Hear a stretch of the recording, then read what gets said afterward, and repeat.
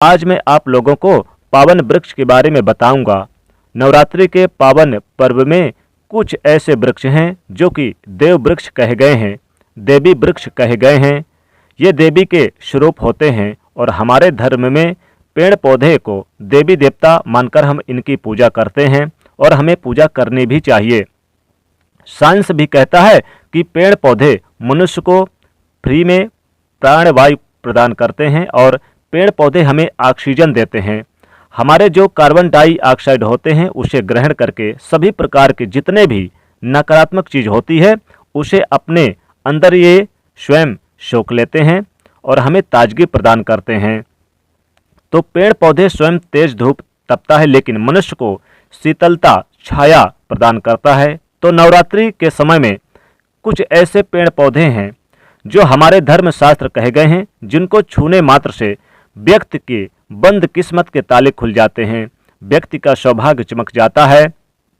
हमारे शास्त्रों में पेड़ पौधे को बहुत ही गुणकारी कहा जाता है। अनेक बीमारी का उपचार पेड़ पौधे में छुपा हुआ है, जड़ी बूटी में ही छुपा है। और भगवान श्री कृष्ण ने गीता में स्वयं कहे हैं कि वृक्षों में मैं पीपल का वृक्ष हूँ।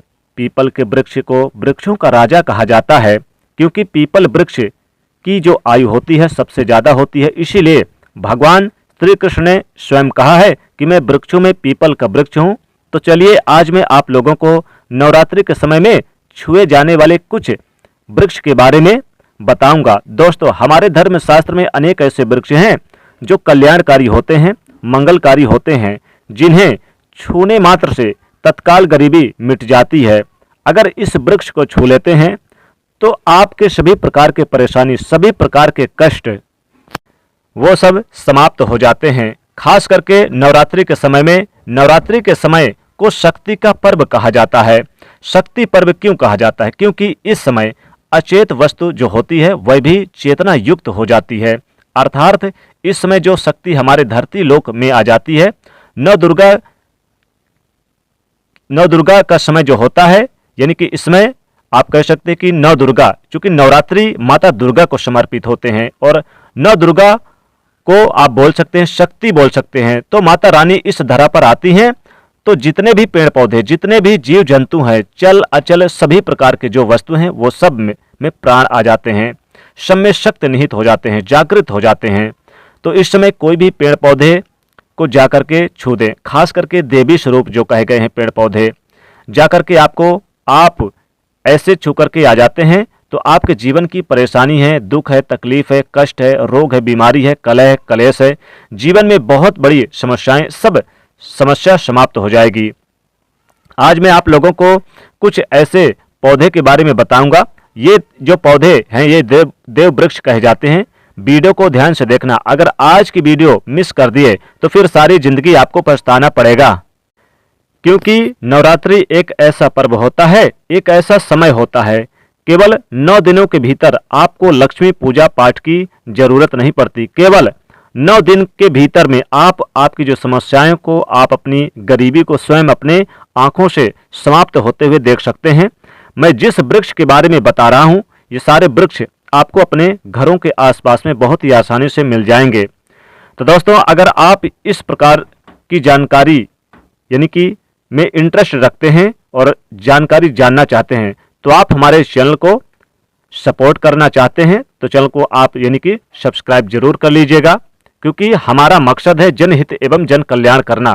मैं आपको बोल रहा हूं कि मेरे इस चैनल में, इस वीडियो में व्यूज आए या ना आए, सब्सक्राइबर आए या ना आए, बढ़े या ना बढ़े, इससे मुझे कोई फर्क नहीं पड़ता। अगर इस वीडियो में बताए गए उपाय से किसी एक व्यक्ति का भी भला होता है तो मैं अपने आप को कृतार्थ समझता हूं, मैं अपने आप को सौभाग्यशाली समझता हूं और मैं आपको सरल से सरल उपाय बताऊंगा और ये रामबाण की तरह काम करते हैं। तो वीडियो को ध्यान से देखना।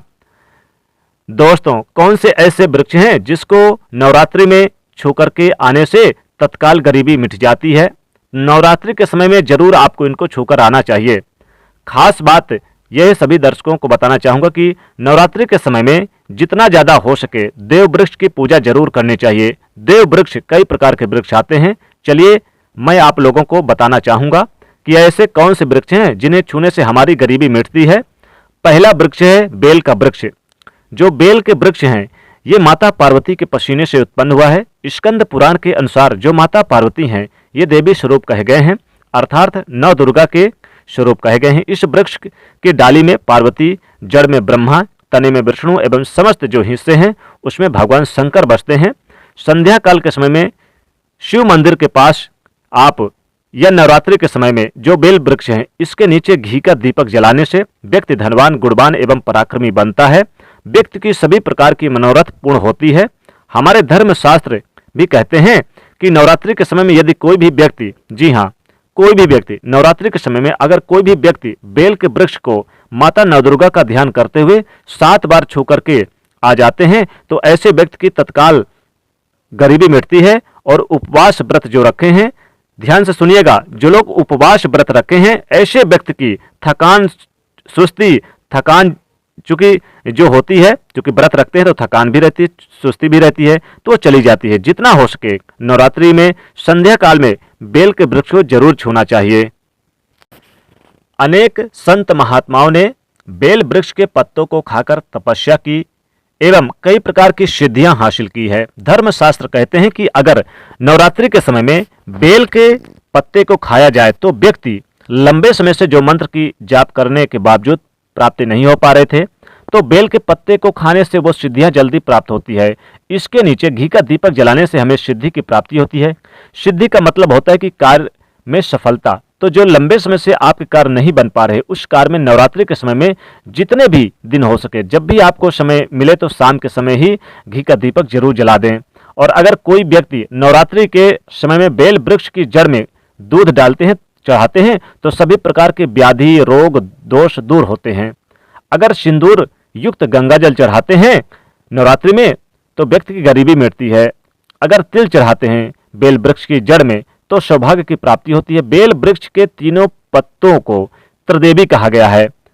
जैसे एक पत्ते में महाकाली, दूसरे पत्ते में महालक्ष्मी, तीसरे पत्ते में महासरस्वती। तो अगर बेल के 3 पत्ते में आप इनमें से अलग अलग पत्ते में, पहले पत्ते में एम, दूसरे पत्ते में आप ह्रीम, तीसरे पत्ते में क्लीम, तो इस प्रकार से सिंदूर युक्त, यानी सिंदूर से लिखना है आपको, इन तीनों पत्तों में लिखना है एम, ह्रीम, क्लीम अलग अलग, फिर सिंदूर से लिख करके चढ़ाना है तो तत्काल उसी समय मनोकामना पूर्ति होती है, कार्य में सफलता मिलती है। ये उपाय अवश्य करिएगा, रामबाण की तरह काम करते हैं। बेल वृक्ष की जड़ में नवरात्रि के किसी भी दिन तांबे के रिंग दबा करके रख दें, यानी कि बेल वृक्ष की जड़ में गाड़ दें। बाद में आप नवरात्रि के अष्टमी, नवमी, सप्तमी के दिन आप इसे धारण कर लें, ये जागृत हो जाते हैं। नवरात्रि में बेल वृक्ष की औरा बढ़ जाती है, ये जागृत अवस्था में होता है। अब मैं दूसरे पौधे के बारे में बात करूंगा। ये पौधा है शमी का वृक्ष। शमी का वृक्ष को स्वयं जगदम्बा का स्वरूप कहे गए हैं। जो सभी शमी का जो वृक्ष है ये माता दुर्गा के स्वरूप कहे गए हैं। इस पर स्वयं माता जगदम्बा, माता साक्षात दुर्गा विराजमान रहती हैं, 9 दिनों तक रहती हैं। अगर कोई भी व्यक्ति नवरात्रि के किसी भी दिन अगर जाकर के छू कर आ जाता है तो माँ जगदम्बा, माँ दुर्गा उसकी उसी समय मनोकामना पूर्ण करती हैं। कोई व्यक्ति नवरात्रि के दिन संध्या काल के समय इन्हें छूकर आ जाए तो गरीबी तो मिटती है, साथ ही साथ धूप दीप जलाने से सभी प्रकार के कष्ट, परेशानी दूर होते हैं। शास्त्र कहता है कि नवरात्रि के समय में कोई भी व्यक्ति लाल चूड़ी अपनी मनोकामना बोलते हुए शमी के वृक्ष में बांध दे तो वह मनोकामना पूर्ति होती है। खास करके जो महिलाएं होती हैं, महिलाएं जरूर चूड़ी यानी कि एक लाल धागे के सहारे बांध दें शमी के वृक्ष में तो उनकी मनोकामना तुरंत पूरी होती है। दोस्तों, अगला वृक्ष है, आप नवरात्रि के समय में तुलसी के पौधे में माता लक्ष्मी का वास माना जाता है। माता लक्ष्मी जी सदैव यानी कि वैसे तो वास करती हैं, लेकिन नवरात्रि के समय में माता लक्ष्मी का वास रहता है। इसलिए तुलसी के पौधे को जरूर छूकर आ जाएं नवरात्रि के समय में।